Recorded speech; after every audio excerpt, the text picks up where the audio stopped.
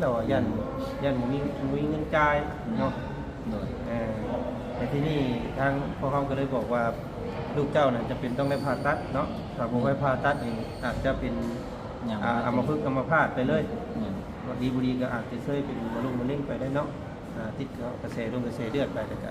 อันตรายขึ้นกว่าเก่าอีกได้ตัวนี้ก็ได้เนาะแต่ที่นี่เราก็เลยบอกว่าแล้วแต่ชุมเฮาว่าซั่นก็เลยชุมเฮาก็เลยโอลมกันว่าประมาณว่าเวทอยากพูดแบบรายละเอียดเพิ่มเติมอีกนะเนาะเกี่ยวกับการรักษานี้เพราะว่า1กับค่าใช้จ่ายแล้วก็2นี่ก็สมมุติว่าผ่าเนาะผ่าตัดล้างแผลให้เพิ่นเบื้องต้นชาติได้ระยะหลังจากผ่าหันมือ2มื้อสินะเขาอยากเอาน้องเพิ่นกลับไปคลินิกทั้งเทพโพนพุ่นดูแลต่อสิระยะในการรักษานี้จากสิพ่อบ่พ่อครับบ่พ่อเพิ่นก็สิช่วยเพิ่นว่านะเนาะทำบ่ได้ทำการรักษาเนี่ยลูกเจ้าอาจจะถึงแก่ชีวิตได้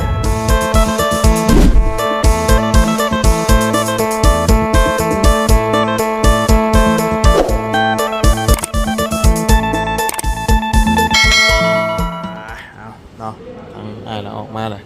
เป็นในต่อบาทนี่สรุปแล้วเนาะสินั่งลงข้างล่างข่อยบ่มีไม้ครับไม้อยู่รถเนาะถามเด้อจังไดกะเนาะสบายดีมาต่อกันว่าคลิปนี้อาจจะได้คำตอบที่ทุกคนถามเราก็หลักทางทีมงานเนาะทางมาในครั้งนี้ก่อนไปแพทย์ทางหมอเพิ่นได้วิสัยเบิ่งกระดูกกระเดี่ยวน้องเพิ่นใหม่เบิดได้เนาะคือตอนนี้นะปัจจุบันเนี่ยทางหมอใหญ่มันได้กวดหมดแล้วเนาะแล้วก็เห็นผลกวดแล้วเนาะเห็นก็เห็นผลกวดเอ็กซเรย์เนาะแล้วก็เห็นผลกวดเลือดแล้ววันนี้เพิ่นเห็นว่าในผลกวดเอ็กซเรย์นั้นกระดูกเบื้องซ้ายคนหัวเข่านั่นเนาะท่านมีคนคิดว่าเป็นวัณโรคกระดูกเลยวัณโรคกระดูกนะแต่ว่ามาเบิ่งใหม่แบบเท่านึงเนาะตัวนี้นะเนื่องจากว่าเพิ่นบริหารษาใส่ไปแล้วนะไม่พอบริหารษาเป็นเวลา3 เดือนโดน3 เดือนแต่ตัวนี้เพิ่นว่าเป็นการติดเชื้อผ่านกระแสเลือดแล้วมันไปรวมตัวกันหมองกระดูกนั่นกระดูกหัวเข่านั่นแล้วนอกจากกระดูกหัวเข่าของเพิ่นแล้วยังมีอยู่ทั้งอันหมองคอตีนเพิ่นนั้นคอตีนเบื้องซ้ายนั่นก็เป็นเหมือนกันตัวนี้แต่ว่านักสุดมันเป็นหัวเข่านั่นฉะนั้นทางหมอเพิ่นนี่เพิ่นสิทางหมอใหญ่นะเพิ่นบอกว่าผ่านี่สิผ่าประมาณ2 มื้อสิผ่าเนาะแต่ว่าในกรณีผ่าตัวนี้ผ่าเลยเขาสิล้างเอามาเป็นก่อนล้างตัวกระดูกตัวที่มันเป็นนี่นะตัวมันแตกๆออกนี่ล้างออกมาเลยไปกดในเสื้อว่ามันเป็นเสื้ออย่างนี้อยู่มัน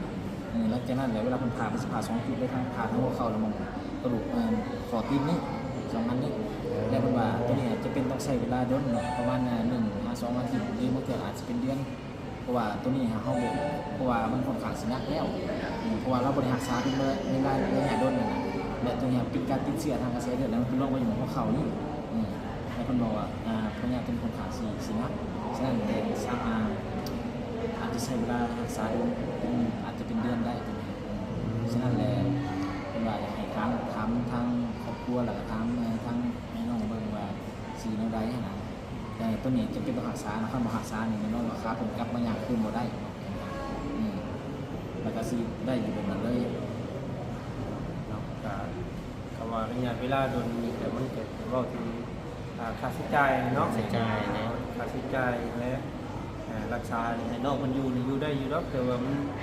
เว้าถึงประมาณเนาะประมาณเพราะว่าพวกเฮาตอนนี้ก็มีอยู่ภาคส่วนนึงเนาะก็บ่ลงบ่หลายแต่ก็ยังบ่ทันรู้ข้าวมาได้บ่อันนี้ก็ได้เนาะโดยต้องดูโดนปานี่ต้องใช้จ่ายประมาณเท่าไหร่ตัวนี้เป็นเขายังบริทำอะไรอีกครับปานนั้นเนาะว่าประมาณโดนมาเพราะว่าเพิ่นบอกว่าอยากผ่าหลังจากผ่าได้เลยเอาเชื้อตัวนั้นไปปลูกบนตัวเราเราจะพูดวิธีการรักษาต่อไปแต่ว่าในช่วง2-3 มื้อให้ใส่ยาให้ก่อนเพราะว่าตอนนี้อาการห่างกายเป็นอ่อนเพลียหลายตัวอย่างคือเชื้อในหม่องขาเป็น2 ขานี่มันค่อนข้างสิหนักฉะนั้นแล้วเพิ่นก็เลยว่าสิให้ผ่าร่างตัวนั้นใส่ยาให้เราคืนแล้วหลังจากผู้พ้นเชื้อตัวนั้นไปปวดแล้วเรากินมันสามารถรักษาต่อได้เนาะถือว่า2 ขั้นตอนเนาะต้องได้ฉะนั้นต้องใช้เวลาใช้รอก่อนเนาะในระยะเวลา1 มื้อ 2 มื้อนี่เนาะจังสิได้ผ่าเนาะ ก็นี่เป็นนะคนทางทางครอบครัวก่อนว่าสิให้เขาหมอหรือบ่หรือว่าจังไดนะต้นนะนี่ครับว่าเขาหมอแล้วก็ทำเพิ่นได้ใส่ยาให้ แล้วก็ทำเรื่องนอนเนาะ แม่นทำเรื่องนอนจังนี้ ได้พาน้องคนมาเดี๋ยวที่ได้เสร็จเราไม่ใจเป็นนอนนั่นแหละนอนใส่ยาเลยเป็นหมอเป็นค่ามึงเนาะว่าไปตามกำลังนั่นแหละผ้าอะไรกันเป็นร่างนี้ยังกัน แล้วในกระดูกในตัวที่มันติดเชื้ออยู่ในกระดูกนี่นะ เอาเฉพาะพันตัวจำเป็นก่อนเนาะ เลยคันว่าเฮาก็ว่าอยู่ได้ก็จังเมื่อพักฟื้นอยู่บ้านเฮาคือที่ว่าเฮาคุยกันตอนนั้นละโดยคือว่าพาแล้วก็รักษาระยะประมาณก็โอเคก็เคลื่อนย้ายได้กันประมาณเฮา โดยเพราะว่าตอนนี้คือเขายังบ่เห็นยังเลยคือปัญหาคือค้าเป็นต้นนี้มันนักเขาดับนึงเพราะว่าตอนมันติดเชื้อเองนี่แหละปัญหาขั้นว่าเฮาบ่รักษานี่ค้าเพิ่นบ่สามารถกลับมาเป็นเก่าได้เพราะว่าตอนนี้มีทางเราเพิ่นก็บ่มีการรักษาหยังนะเพราะว่าเพิ่นก็ปะเวลาระยะนึงมันก็ว่าใส่ต้นไปหาเฮากันใส่ยาแล้วแต่ว่าก็ปะเวลาระยะนึงมันก็ว่าสำคัญคือหมองค้าพวกนี้ตัวมันติดเชื้อนี่ส่วนค่าใช้จ่ายนี่มันเดี๋ยวเขาสิถามตูนให้ว่าเป็น3,000 บาทประมาณเท่าไหร่ แต่ว่าสิได้ผ่าตัดนี่ต้องอันนำบำรุงร่างบางหลายเพิ่นอีก2มื้อจังบ่ 2-3 มันของว่ายาได้ตอนนี้มันยังบ่พร้อมที่จะผ่าตัด คือมื้อนี้เอาง่ายๆซะยังบ่ได้เนาะ ยังบ่ได้เพราะว่าหากกายเป็นยังพร้อมที่จะ 2-3 มื้อนี่ระยะใช้ยานะฟื้นฟูให้ร่างกายเพิ่นดีขึ้น ตอนนี้เขาประเมินไปแล้วเนาะที่เพิ่นปวดประเมินไปแล้วคือตอนนี้ยังบ่สามารถใช้เขาผ่าตัดได้ถ้าเขาไม่ผ่าตอนที่มาห่างกายเป็นหมอแน่ที่อาจจะเสียชีวิตได้แบบนี้ฉะนั้นเขาก็หมอก็บอกว่าให้รอถ่าเสียยาก่อนประมาณ2-3 มื้อแข็งแรงเนาะแม่ให้หากายเป็นแข็งแรงก่อนหลังจากนั้นเขาจะสามารถผ่าได้ ก็มีแต่ขั้นตอนแรกคือว่านี่แหละเนาะมีแต่เอาน้องเพิ่นเป็นผู้ป่วยภายในก่อนเนาะป่วยภายในแล้วก็เอาเพิ่นพักเข้าห้องหมอก่อนทำเรื่องนอนเสียยาน้องเพิ่นเลยถ้าว่าแพทย์หมอเพิ่นคิดว่ามันสามารถผ่าตัดได้เนาะแล้วก็ให้ติดต่อหาทางพวกเขาเนาะท่านก็ได้เอาเป็นนั่นเนาะ โดยเอา แต่มื้อนี้เดี๋ยวเราก็สิได้มามอบมีหยังให้เพิ่นเป็นผู้ป่วยภายในเลยก็เขาก็สิได้เดินทางกลับก่อน เพราะว่าบ่ได้ผ่าบ่ได้หยังเลยเอาง่ายใช้อยู่รักษาขั้นตอนที่ว่าบำรุงร่างกายทั้งนอกก่อนเนาะ เพราะว่าตัวนี้โดยอยู่ในสองมื้อนี่นะเขาใส่ยาเป็นก่อนเป็นแข็งขึ้นก่อนเพราะว่าตอนนี้เป็นสินค้าตอนนี้เลยมันบ่ได้ว่าห่างกายเป็นนอนได้หลาย แต่ส่วนถ้าใช้จ่ายมื้อเพิ่นต้องมื้อต่อมื้อบ่เพราะว่าการนอน ขั้นเห็นแล้วเขาสิเดี๋ยวเขาสิไปถามอยู่นี่ปกติเนี่ยเขาสิเพื่อว่ามัดจำเงินก่อนเพราะว่าเขาเองก็บอกว่าคนขายได้อยู่ขายไปแล้วบนจักอะไรเพราะเบื้องค่าอยู่เบื้องเวียดนามเนี่ยเขาสิมัดจำเงินก่อนราคาสมิเด้อค่าสมมติจะออกก่อนเมื่อซะเงินเหลือมันเท่ากับมันมาเซ็นเอา ขึ้นเอาเนาะ แม่น บ่สิแบบเดียวกับที่เฮาไป ทาง ไท ไท ย ย กัน เนาะไทย เพราะว่าเขามีใบหักเงินใบจ่ายเงินนะเนี่ยที่เราเป็นเอาออกมาให้เขานะเราจำการนะท่านว่าเขายังมาใช้เงินเบิดเปิดเขาไรนี่เราต้องมอบปุ๊บเราก็มาเอาเงินได้เลย มีแต่ถามตัวนี้นะเนาะเรียกตัวที่ว่าประจำตัวนี้เพราะนั้นเฮาก็สิเอาประจำเงินในการเขาสิเทื่อเฮาบ่ได้นอนน่ะสิได้พากันกลับเลยจำไว้ก่อน ตอนนี้ก็2-3โมงเลย2โมงกว่า ด่านปิดจักโมง 4 ทุ่มเนาะ10 โมงบ่ 10 โมงบ่ ด่านปิด แม่นได้ปิด10 โมงสมิหามว่าเข้ามาเมื่อประมาณ2 โมงประมาณ6 โมงฮอดเข้ามาขี่รถธรรมดานะเข้ามาขี่บ่อย 7 โมงเนาะ โดย ประมาณ7 โมงแรงทอดธรรมดาเมื่อครับ โดยว่านี่แต่ว่าเขาเสียนั่นเขาสิไปถามค่าสิจาว่าตอนนี้มันจำเงินน่ะว่าเท่าใดก่อนตอนนี้สำหรับค่ารักษาคือไล่เสมออาทิตย์ละหรือว่าเพราะว่าเขาเองก็บ่ฮู้ว่าเขาเฮ็ดบ่เฮ็ดหลายปานใดเพราะว่าตอนนี้เขามาก็มาหน้ามาหมอทั้งหมอใหญ่ทั้งหมอเวทแล้วนะ เดี๋ยวเรื่องเวียกจังได๋ก็มีแต่มอบให้ทางเจ้าหั้นนะเนาะเดี๋ยวรถก็โทรหาทางชุมเฮาว่าเป็นมาจังได๋แบบ มี ใด น้องคนอยู่ใช่ไหม นะ น้อง น้องเพิ่นอยู่ของ อยู่ชั้น4เรียน4ที่ เขา เขา บ่ บ่ รู้ รู้ ว่า ว่า ท่านได้เอาไปให้ซักบ่ฮู้อยู่แล้ว ตัวพอมันเบิ่งเครื่องอยู่ตรงนี้เพราะว่าตอนนี้เขาห้องอันนั้นห้องปลอดเชื้อลองสิซะห้องปลอดเชื้อหมายความว่าเข้าไปนี่ก็นุ่งเสื้อเฉยๆแล้วนุ่งเสื้อหมดสุดอย่างนี้เพราะเขาห้องปลอดเชื้อแล้วตอนนี้เขาก็สิเข้าไปเบิ่งเพราะว่าเมื่อกี้ตามหาให้ท่านหมอลงมาหาพวกเจ้าให้พวกเจ้าเคยไปฟังนำกันเนี่ยพอท่านหมออย่างเพิ่นอธิบาย แต่ว่าก่อนหน้านี้นะเพิ่นท่านหมอมันหนักขึ้นไป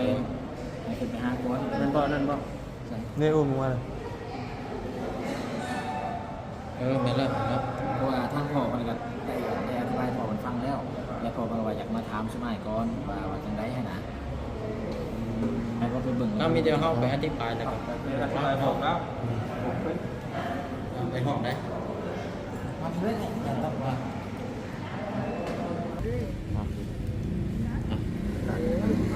ตกยังไงเนาะเอาคนอื่นให้เนาะสบายดีป้าลุงก่อน โดยสบายดีเนาะ สบายดีทางไอ้อาเกิ้งเนาะที่ใด สวัสดีเลยคันได้ตัดได้พาแล้วเดือนไปหายานาคิดามบอกน้องนี่แหละจะเป็นยังไงแต่ว่าใจน้องอาจจะอายเนี่ยฮะ มือลงก่อนนะ โดยที่ขับซิมไปหมอไปยัง โอ้อยากพาลูกกลับเมื่อไปปรุงไปเป้า คุยกันเป็นเดือนครับว่าคนประมาณไหนเป็นลามมาตรงนั้นบาทนี้เนาะใจเอาไม่หันผมได้ยินไปเบิ่งเตียงตอนคณะจะเว้าอยู่อย่ามาตายเขาเว้าของพวกน้องนุ่งเสเดือนนะก็เลยแล้วแต่ชุดจ้ะชุดอันนี้มันระยะมันเป็นถ้าว่าคันใดเฮ็ดโตแต่อนามัยเดือนปลายไปซิวได้บ่อายันตัวได้ ก็คือในนี่เนาะเพิ่นเว้าที่นี่ก็เพิ่นว่าทำได้ผ่าตัดนี่ต้องได้ผ่าอีกมื้อนึง2มื้อเนาะได้ผ่าตัดส่วนผ่าตัดแล้วนี่ก็คือเพิ่นเว้าแล้วก็ต้องได้รักษาเป็นเดือนเพิ่นเว้าเนาะแต่ว่าก็อยู่นำเฮานํเนาะถ้ามันคงผ่าตัดแล้วก็กะว่าน้องเพิ่นบ่ได้เสื้อบ่ได้ลงลามหยังแล้วก็เฮาก็สามารถนำกลับเมื่อรักษาอยู่คลินิกอยู่สุโขทัยก็ได้เพราะว่าเฮาสิไปอยู่นี่ตลอดก็ค่าใช้จ่ายก็บ่ไหวคือกันเนาะ ไว้เลยเป็นเดือนปลายง่ายๆเด้อว่าเขายันพวกน้องนุ่งอะไรแต่เสียเวลาไปเรียนไปงานเราแน่ทุ่งสองอ่ะคือว่าเนาะบ่แม่นอันนี้ก็สุดขีดเนาะ50เดือนนี่นะก็ทางน้องนี่เขาเรียกเนาะทาง50เบาๆแต่คือเอาไปเบิ่งเทียมว่าคันบ่เบาบ่ได้ตัวนี้เขาจะเว้าอยู่ใส่พวกน้องนุ่งยันผิดพลาดอยู่ในใจอ่ะนะเพราะว่าย่านจะชี้กายความเว้าความยังอันแต่ว่าอดในใจนั่นแต่ชุดขีดของน้องนุ่งก็เอาไปเดือนชั้นนี้แหละเขาก็ดีใจภูมิใจอยู่ชั้นฮอดเทวดานะที่ว่าในไรพวกน้องนุ่งหายุก็อยู่เฮ็ดได้ก็ ทำนี่แหละเนาะมาปรึกษากับอ้ายนี่แหละตอนนี้ก็ได้พี่น้องเนาะมาปรึกษาผู้เป็นพ่อเนาะทางผู้เฮานี่ก็แม่นอยู่ว่ามีงบโทษช่วยเนาะมีงบช่วยเหลือจากทางผู้รับผู้ใหญ่เพิ่นแต่ว่าเฮาก็ต้องถามความสมัครใจทางอ้ายก่อนเนาะว่าอ้ายนี่คือดีแนวใดเนาะสิให้ตกลงปลงใจสิให้เพิ่นพาเพิ่นหยังบ่อยู่ที่นะแล้วก็อยากให้เจ้าคิดเบิ่งเนาะ แต่รายละเอียดก็คือทางเพจเป็นแนะนำมาแล้วนอนถึง2-3 มื้อแต่งผ่าตัดได้ผ่าตัดแล้วก็ต้องรักษาในระยะประมาณ1 เดือนแต่การใช้จ่ายเนี่ยเอากับในนอนนี่แล้วเอามันเป็นพอ นั่นน่ะจังหวะเพราะว่าเฮาสิอนุญาตให้พวกน้องนุ่งซะแต่ในขั้นซอยใดคันใดเฮาสิตะกี้คันว่าอายมีเงินนี่คนนี่เซาแล้วเฮาสิเพิ่นนั้นตะกี้เจ็บไข้อุ่นมีแต่เพิ่นหมดเบิ่งเทียมหันหมดเบิ่งแล้วบอกไว้แบบนี้ได้แบบนั้นก็เอาไปตีเสาหมดลูกนี่เสาจะเป็นช่อง3เทื่อเลยก็เอาสิอนุญาตกับน้องเนาะเอาก็ว่าสิขอตีกลับซะมันยังไม่เฮิงอยู่ ทางใจเจ้าตอนนี้อยากตีครับ ว่าแต่ท่านได้ใครเอาสิอา คือสิ แถว พาลูกเมื่อรักษา อาหารเช้าอยู่เฮือน ว่าน พอไงอยากข้างชาแบบเป่าแบบเทียม เทียมแบบเอาหมอนี่ อันนี้ก็สุดแล้วแต่ นั่นก็เสียดีทางเนาะต้องถามอันให้พวกเขาถามทั้งค่าใช้จ่ายอีกก่อน โดยอันนี้ก็ให้น้องนุ่งถามก่อนนะว่าให้รู้ว่าปกติการมาเป็นเดือนปลายสิเจ้าเสียเวลาไปกลับไปมันก็เงินคำกับแกตรงนี้แหละนักเลยบ่นักก็นักนึงก็สั่ง เอาเพียงเลยแต่ว่าที่เราซอยกับสุดที่แล้วให้ไม่นานไม่ได้แต่แล้วเขาก็พลิกไปหาหู้แล้วจนสารรถเทิงเขานี่ก็นี่เป็น ต้องปรึกษาเบิ่งทางแพทย์หมอเบิ่งก่อนเนาะเดี๋ยวเพราะในระยะเวลานี้มันสิใช้จ่ายประมาณเท่าใดนะเนาะลองเบิ่ง นะคืออายกับพี่เนาะแต่ช้ำฮอดช้ำนี่โอ้มันไม่ง่า ได้ ยครับ พามาได้เฮ็ดได้เสร็จเนาะได้พาน้องเพิ่นมาฮอดพี่เลยแพทย์หมอเพิ่นก็เบิ่งว่ามันคำว่าบ่ผ่าตัดนี่น้องเพิ่นอาจจะย่างบ่ได้เนาะแต่บ่เซาเพราะมันเป็นเสื้อหลายแล้ว เสื้อเลือด มันต้องได้พา ติดกระแสนั่นเด้อ นี่แต่เฮาสิไปโอ้ลมนำเพิ่นว่าสมมุติว่าเพิ่นพาปุ๊บเนาะพาอันน้ำน้องน้ำเสื้อที่มันเป็นแนวให้ออกแล้วก็ประมาณสักมื้อ2มื้อแล้วเฮาก็สิพอกลับสินะ ก็ได้อะไรแบบนั้นระยะนั้นเขาให้อยู่เป็นเดือนปลายเขาเล่นได้ ถ้าให้อยู่ตลอดแบบนั้นก็บ่ไหว บ่ได้บ่ไหว มันเนี้ย มันบ่ได้แบบนั้น เขาต้องพาปุ๊บเลยก็ คันมาพาปุ๊บ แต่ เนาะ เมื่อ สองมื เมื่ อ อปีนปัวอยู่พุ่นตื้มอีก สองมือขาละไมหมดเขาลางเนาะ อืม เขาเอาสิ่งนี้ไปตัวอยู่แบบนี้ เมื่อปีนปัวอยู่คลินิกพุ่นบ่แม่นว่าเอาเมื่อเฮือนดอกเอาเมื่อคลินิกอยู่เซโปนมันจังอยู่ได้ง่าย ใกล้แค่บ้าน ใกล้ มา ค่าใช้จ่ายก็อาจจะบ่ได้นั่นนะมีแต่สิลองคุยกับเพิ่นแบบนั้นแหละเนาะ โดย ให้เพิ่นใส่หือใส่ยาให้แล้วก็พาน้ำอีหยังออกแล้วเอาเสร็จ ให้เปิ้นลางอะไรยังนะอะไรเรียกคอที่กลับได้บ่เขาบอกสั่ง หลังจากผ่าตัดจากมื้อ2มื้อแล้วเฮาจะกลับสิเป็นไปได้บ่ซั่นนะเนาะ ขนาดจะได้อยู่แล้ว จะได้ มันก็อยู่กับน้ำเฮาน้ำเนาะ เพราะว่าเพิ่นก็บ่ได้บังคับให้อยู่นะ นี่นะ เฮาขอออกเพิ่นก็ให้ออกเพราะว่าเฮา แต่ว่าลูกเจ้าเนี่ยจำเป็นต้องได้ผ่าตัดคำว่าผ่าตัดเนี่ยมันบ่เท่า ตัดโลดตัดเป็นยังดอกเตายันว่ามันอยู่เป็นเฮิงหันก็ว่าแต่เขาก็ให้ไปอยู่เฮิงอีกเอาเลยแหละเรียนที่เจ้าแหละพวกน้องนุ่งแหละ หรือว่าถ้าเป็นจังไรก็ในระยะนี้1 ถึง 2 มื้อนี่เป็นยาบำรุงเนาะ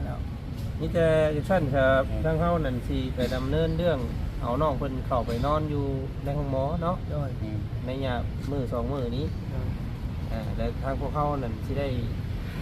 พากันกลับไปบ้านอยู่เขตชายแดนนี้เนาะเพราะว่าบัตรชุมเฮานั่นบ่ได้อยู่ได้มื้อ2มื้อนึงบัดแรกบัดมื้อเพิ่นนัดพาดันหยังแล้วเฮาจังสิได้มาใหม่เนาะที่ได้ฝากเจ้านี่กับหมอนี่เบิ่งอยู่นี้เด้อเบิ่งรูปอยู่นี้นั่นแหละเงินคำก็สิเอาไว้ให้ใช้จ่ายซื้ออยู่สิกินส่วนหนึงเนาะ และจากนั้นแล้วเด้อ อยู่ประมาณนั้นเพราะว่ามันอยู่ในระยะเวลาที่แบบว่าใช้ยาให้น้องเพิ่นแข็งแรง เขา ซื่ อ อยู่ กับมันก็สิ้นเปลืองซื่อๆ แม่ มัน เลยดูที่ว่า เอากันดูเรื่องการกินการจ่าย ๆจะสิมอบให้ทั้งแพทย์ทั้งหมอดูแลเลยก็เอาเพิ่นเข้าห้องเขายังให้เลยก็จ่ายเบื้องต้นเนาะแล้วก็จังสิพากันเดินทางนั่นแหละพี่น้อง มือได้เข้าพากับขายพวกน้องนุ่งขึ้นมาที่เก่าวัน แม่น ว่าสั่ง แบบนั้น จะนี่ไหนกับน้องนุ่งรู้จักเลยจากไปทางมาแล้วเลยผ่านมาน้องหมูแม่ เอาน้องเพิ่นมาปะไว้นี่ก่อนเนาะไว้อันให้เพิ่นใส่ยาให้แข็งแรงกว่านี้ แห้งก่อนเนาะเพราะว่า นัดผ่าตัดไอ้จังสิมาเบิ่งใหม่อีกนั่นแหละประมาณนั้นแหละเนาะนี่แต่เฮาไปแจ้งทั้ง เพิ่ เพิ่ น น บั บั ด ด อบรมกับแพทย์อีกทีนึง ต้อง เนาะ แพทย์บัด โอเคได้เด้อ ได้เด้อเดี๋ยวก่อนสิกลับเดี๋ยวเฮาหาเลขเงินเดือนยังสิเอาไว้ให้คืออยู่ที่กินให้ลูกเด้อ โดย ไปล่มกับกูเป็นพ่อแล้วพอแล้วก็เราว่าอยากกลับแล้วพี่น้องถ้าว่าไว้เนี่ยเวลาแบบเป็นเดือนเป็นสองฉะนั้นเราว่า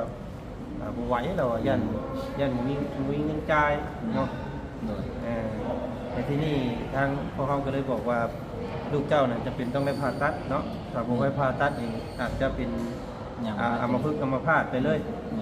ดีบุรีก็อาจจะช่วยเป็นมะเร็งไปได้เนาะติดกระแสเลือดไปแล้วก็อันตรายขึ้นกว่าเก่าอีกได้ตัวนี้ก็ได้พี่น้องเนาะแต่ที่นี่เราก็เลยบอกว่าแล้วแต่ชุมเฮาว่าซั่นก็เลยชุมเฮาก็เลยโอลมกันว่าประมาณว่าเวทอยากพูดแบบรายละเอียดเพิ่มเติมอีกเนาะเกี่ยวกับการรักษานี้ เพราะว่า1กับค่าใช้จ่ายแล้วก็2นี่ก็สมมุติว่าผ่าเนาะผ ผ่าตัดล้างแผลให้เพิ่นเนี่ยเบื้องต้นชาติได้ระยะหลังจากผ่าหันมือ2มื้อสินะ ขอครับ เขาอยากเอาน้องเพิ่นกลับไปคลินิกทั้งเทพโพนคุณดูแลต่อสิได้บ่เนาะ เดี๋ยวตัวนี้สิทานทันหมอเนี่ยเพราะว่าเพิ่นบอกแล้วเนาะว่าหลังจากเขาผ่าเนี่ยอยากเอาเสื้อตัวนี้ไปกวดมังกรว่ามันเป็นเสื้อในไรขนาดเพราะว่าตอนทำวิดีโอมันคือแบบเป็นวัณโรคกระดูกบิดนะเด็กตัวต่อมาแล้วบัดนี้ผมมาเบิ่งขึ้นแล้วผมคิดว่าติดเชื้อในกระแสเลือดแต่มันเป็นล่ามอยู่ตรงนี้มันก็เลยเห็นกระดูกของเราเนี่ยมันรุดลอยก็ปองขอตีนด้วยกันตรงนี้ส่วนวิธีการรักษาของเราคือเราบอกว่า1เอาใส่ยา2มาแล้วมันเราสิผ่าตัวนี้เอาเสื้อนี้ไปขวดหลังจากนั้นเราจะเช็ดวิธีต่อไปเราว่าจะรักษาต่อไปยังไม่ต้องหู้เสื้อตัวนี้ก็เราจะรักษาต่อไปได้มันจะซีซะเพราะว่าเพิ่นเองสิให้มันตอบว่าเฮาสิให้ได้เพราะว่าเราบอกว่าพญาเป็นคนขาสินักแล้วว่าฉะนั้นแล้วเราเองบ่สามารถตอบชัดเจนเฮาได้เราไม่ได้ตอบว่าขั้นตอน1หลังจากเฮาผ่าแล้วเนี่ยแล้วให้นอนติดตามอาการแล้วว่าหลังจากเฮาฮู้ผลกวดของตัวเสื้อนี้แล้วแหละเราสิรักษาต่อเราสิเฮ็ดเป็นต่อนะพอตอนนี้เพิ่นก็เชิญทางหมอหลายคนมาโอ้ร่วมกันเรื่องของเพิ่นนะ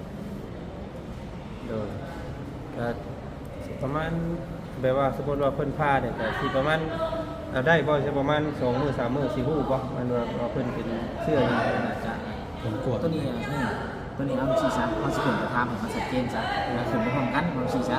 ขึ้นไปพร้อมกันแล้วมันจึงงานพวกเจ้าของเข้าใจยังเจ้ากระถามขนาดเลยเห็นนะประมาณนั้นนะพอมากินนี่ก็อธิบายพอเป็นฟังมาพอมาถามพอก็บ่เข้าใจอยู่บัดนี้ถ้าที่ว่านั่งอยู่นำกันในแท้ก็ว่าเนี่ยเราเป็นจังซี่ได้นี่ฮะเราเป็นจังซี่ได้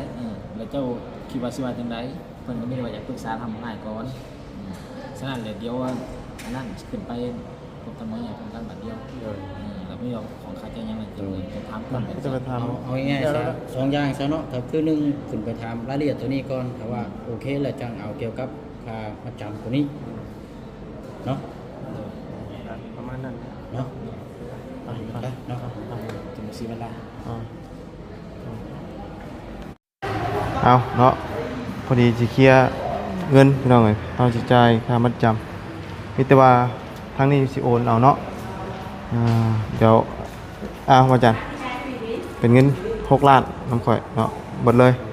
มีแต่ว่าส่วนที่เหลือกับเจ้า6 ล้าน ยอดสมทบน้ำกันนั้นคนละ5ล้านนี่เราไปออกไปเนาะแต่ว่าทางบุญเพิ่นมี6ล้านเพิ่นก็เลยมอบให้เบิดเลย แม่นเพราะว่าเพื่อสิเลขมาให้เราใส่ใจอีกได้เนาะ แต่ก็สิได้ให้อ้ายเพิ่นไว้ใส่ใจ1ล้านได้เด้อเดี๋ยวอันทางเงินดงเพิ่นมาก่อนเนาะ มาแล้วบ่ เช็คบัญชีเนี่ยแล้วให้เขาโอนให้เอาเงินกี่บ่เอาเงินสดล่ะ บ่อันนี้ อันนี้ต่างหากนี่ต่างหากเงินเฮากดมานี่น่ะ เดี๋ยวเฮาสิโอนให้ตัวนั้น จะโอนเสร็จตัวนี้ก่อนบ่ใช่เท่านั้นโดย ให้วันจันทร์โอนเบิดเลยบัดนี้เนาะ แล้วชุดเจ้าเอาเงินมาให้เรานี่เด้อ1ล้าน โดย เดี๋ยวเฮาสิโอนเพื่อเลยนะ โดย เป็น16เนาะ โดย เพราะว่าเอาไว้ให้เราเป็นซื้ออยู่ซื้อกินเลย โดย เดี๋ยวเจ้าเอาเราเด้อ เอาเนาะก็ชี้แจงเรียบร้อยเนาะมีแต่ว่ารอวันรอมือผ่าตัดเนาะจ่ายค่ามัดจำ15 ล้านขึ้นอยู่กับหันเบิดเลยพี่น้องเนาะอยู่ในกินอยู่ใน และเอก หัน สารเอกสาร เนาะ อย่างนี้ป่ะมีสารเฮาป่ะในเบิ่ง ตัวนี้ฮะ เพราะว่า นี่เขาจ่ายเขาเปิดแล้วเขาก็สมิธแต่นั้นรถเขาก็เซ็นให้เขารถก็คือเจียบไปเหมือนกินกันแหละตัวละทีเขาจำการอะไรเหมือนตัวนั้นรถจำมาแล้ว ได้ดิได้จะขึ้นเอาลูก จ่าฟ้าแป๊บนึงให้เขาโอนเงินจ่ายเงินก่อนแป๊บนึง น้องได้เพิ่นจะลงมาเพิ่นในย่านน้องเพิ่นให้ว่าซั่นพอบ่พอเพิ่นมันให้เนาะ ฟังน้ำผ่านอีกเนาะ น้องครับสบาย ครับ ตาดูก่อนเนาะเนาะสบายดีเนาะถ้าสบายดีบรรยากาศตอนสิค่ำแล้วบาดนี้เนาะจะเร่งทำเวลานำพี่น้องในทางของเฮาแบบย่านด่านเป็นปิดบ้านเนาะแม่นยังดอกพี่น้องแต่ที่นี่เนาะก็ได้โอ้ลมพี่น้องทางพวกเราได้ทางพ่อน้องและเพิ่นเนาะได้ขึ้นไปโอ้ลมกับท่านหมอแต่เพิ่นก็ชี้แจงบอกละเอียดเนาะพี่น้องเนาะพูดคุยกันหลายอย่างแล้วก็เฮามีการ มอบงบเนาะมอบเงินในการปิดครัวเพิ่นถามว่าเฮามีกำลังสำใดเพิ่นว่านะพี่น้องเนาะเพิ่นก็ใจดีเด้อพี่น้องไปพันหมอเพิ่นก็ได้เนาะ ได้อยู่17ล้าน8แสนได้17ล้าน8แสน โอ้ได้17ล้านเนาะ 8แสน 17ล้านกับ8แสนโอเคเนาะก็เลยเอาถอกมัดจำเนาะ ครบ ทั้งหมดทั้งมวลเป็นเงินกีบเนี่ย15ล้านเนาะมอบให้ทางของหมอเพิ่นแล้วก็ทางของหมอเพิ่นตอนนี้เพิ่นกำลังจดเอารายละเอียดแล้วก็เอาลูกเจ้าและเจ้า สิจ่ายเงินเลยได้ เป็นคนป่วยภายในเนาะ ส่วนเงินกีบแล้วเฮาสิเข้าไปเอามาให้เรา เป็นเงินป่วยภายในแหละ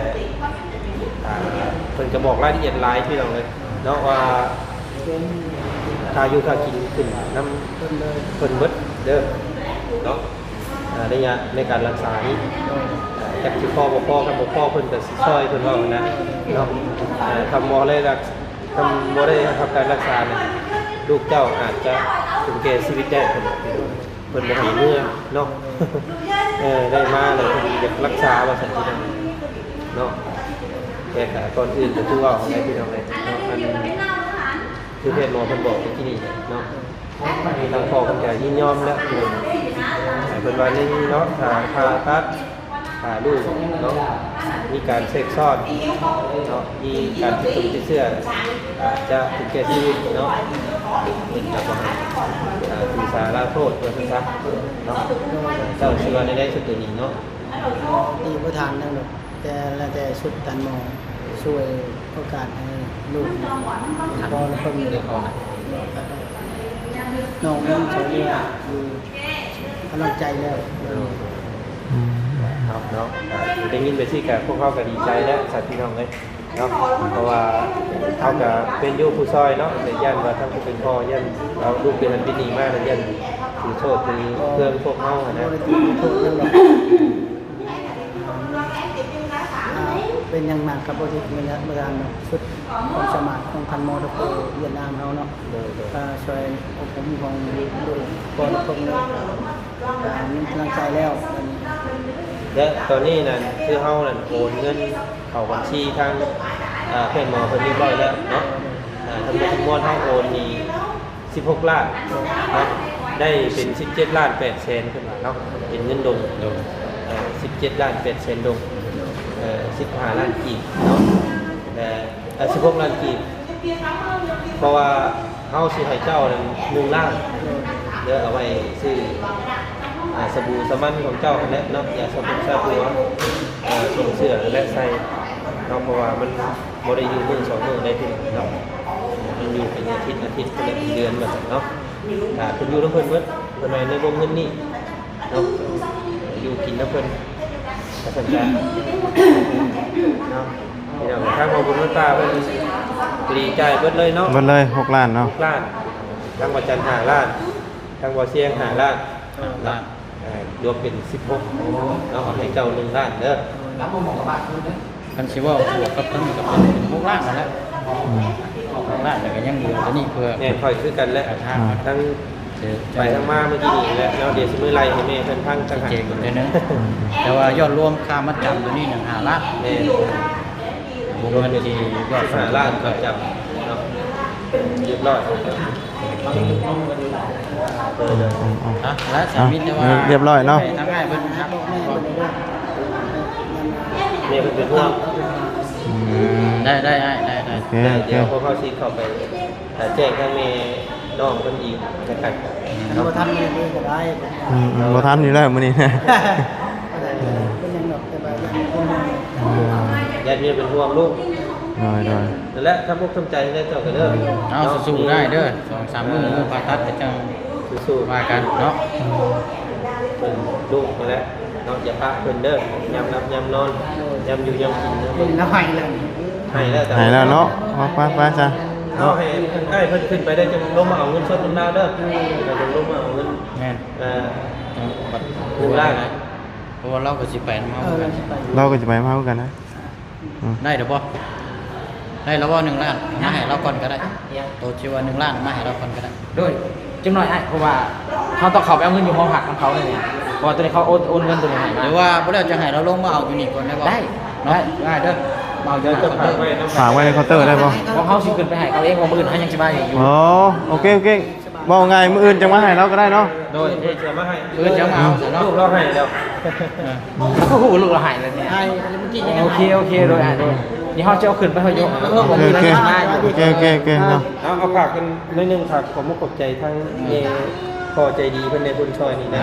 ทั้งบ่จันนี่เมวันสุริเพชรเด้อกับเอ้ยเอ้ยเนาะ แม่เฒ่าใจดีเนาะ โดย กับเราจันแน่ โดย กับบ่บุญ น้อย แล้วก็เบา มาเสียง มาเสียงเนาะอยู่ดีแน่เนาะไปตลอดปลอดภัยแต่ฮอดตอดเจิงฮอดเดือนเด้อแล้วก็เนาะคือหายกับเมืองคือกันนะครับครับแพงกันนั่นแหละ ขอบใจเด้อเนาะ โอเคเนาะ เอาสู้ๆเอ้ยเด้อ ดีอย่างอีก เบิ่งลูก เนาะ ซะ อย่างอีกจะหอดจังได๋ เดี๋ยวเขาเคลียร์เองทั้งนี้น่ะ โอเคโอเคเนาะอ่า เขายังโทรนี่อยู่ได้เขายังอะไรเขาบอกว่าจะหน่อยกลับมาเอาได้บอกพอสิพาเขาไปบ้านผักเลย เขาให้สกีรถกลับมาเขาสกีรถน้องเขามารอถ่ายใกล้นี่กัน ไปไป ส่วนใบบินนะเราให้เขาจ่ายเงินแล้วถ่ายรูปส่งให้เจ้าแม่ไม่ส่งให้เจ้า โอเคไป เงินเขาก็เอาให้เพื่อนได้แล้วถ่ายตัวเจ้ากันเลย โอเคโอเคเนาะไปชาวพี่น้องเนาะสำหรับคลิปนี้ก็ลำลาเลยพบเจอกันใหม่เนาะเดินทางก่อนตอนนี้ก็ถึงเวลาแล้ว4:05 นแล้วพี่น้องเอ้ยเนาะจักสิฮอดด่านจักโมงระยะเวลาก็ไกลพอสมควรต้องจับ GPS ไปพี่น้องเอ้ยเนาะไปจ้ะสำหรับคลิปนี้ก็ลำลาแล้วขอบคุณทั้งแม่พี่น้อง FC เด้อที่เข้ามาติดตามนะครับชมให้กำลังใจด้วยตลอดมาเนาะแล้วก็ต้องขอบคุณทางแม่ใจดีทั้งทางไทยแล้วก็ทั้งพอสอนกับแม่พัดเนาะที่ได้ฝากเงินมาร่วมสมทบในการรักษาในครั้งนี้ขอให้แม่ก็พออยู่ดีมีแห่งสุขกายสบายใจเด้อเนาะว่าเศรษฐกิจการงานรุ่งเรืองเจริญก้าวหน้าในหน้าที่การงานเอาสำหรับคลิปนี้ไปแล้วสบายดีไปเนาะ